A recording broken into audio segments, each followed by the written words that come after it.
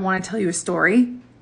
I've told it before. I'll probably tell it again. It's very important. It's about this sad man in Breaking Dawn Part 2 who comes to the Cullens and then hides in their attic and then basically just runs away. What's his story? What's his problem? This sad man's name is Alistair. Alistair is a loner, but he's a loner for a reason. He was born in 1300 as a vampire. He is the best tracker around, better even than Dimitri, who's with the Volturi. He can track people and he can track things. As a human, he grows up during the very turbulent reign of King Edward II. King Edward II's big thing is he's trying to limit the power of the aristocracy, but Alistair's dad is a baron. So throughout Alistair's entire youth, Alistair's dad and Alistair's brother are just embroiled in controversy over controversy because they're fighting with the other barons and they're also trying to limit the power of the king. Alistair could not care less. He lives on the family's country estate with his mom and his sisters, and he's a great hunter. He's the best hunter around. He has a bunch of falcons. He hangs out with those falcons. He likes falcons more than people. I don't blame him. While Alistair is busy falconing,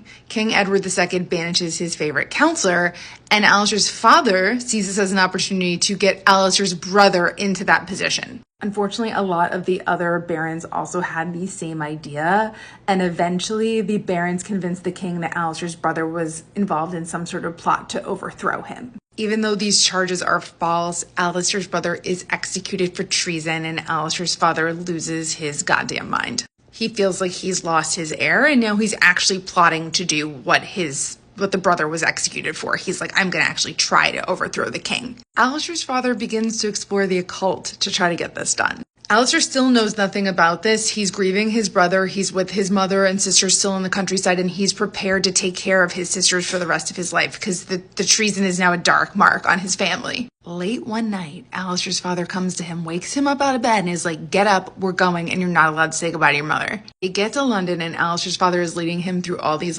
tunnels, and there are people in masks there, and Alistair's really freaked out. So then they finally reach this council room, and Alistair goes in, and there are some other lesser barons there that he knows, and then Alistair's father sits Alistair at the head of the table and then bolts the door. Alistair's father is like, listen, Alistair, you're going to sit, you're going to listen. I sold my soul for this, and you're going to be the next Charlemagne. Are you excited? And Alistair's like, no, I'm not excited. And what do you mean you sold your soul for this? And he tries to reason with his father and the other barons, but they all seem to believe Alistair's father. Then there's this quiet knock on the door, and every dude in the room pales, blanches. Some of them start clutching crosses. Somebody finally gets up and opens the door, and this guy rolls in head to toe in a red hooded cloak.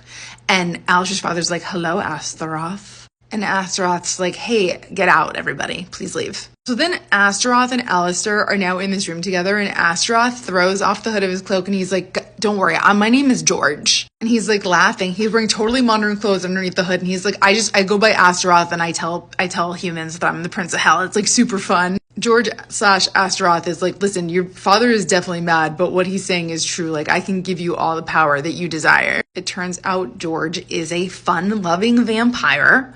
He just likes to mess around with humans and make them sacrifice everything they hold dear. And so he's like, hey, Alistair, let me give you a couple pointers. Why don't you stay out of the sun? Also, try not to attract too much attention. And Alistair's like, what are you talking about? And then Astaroth just bites him and flees the room.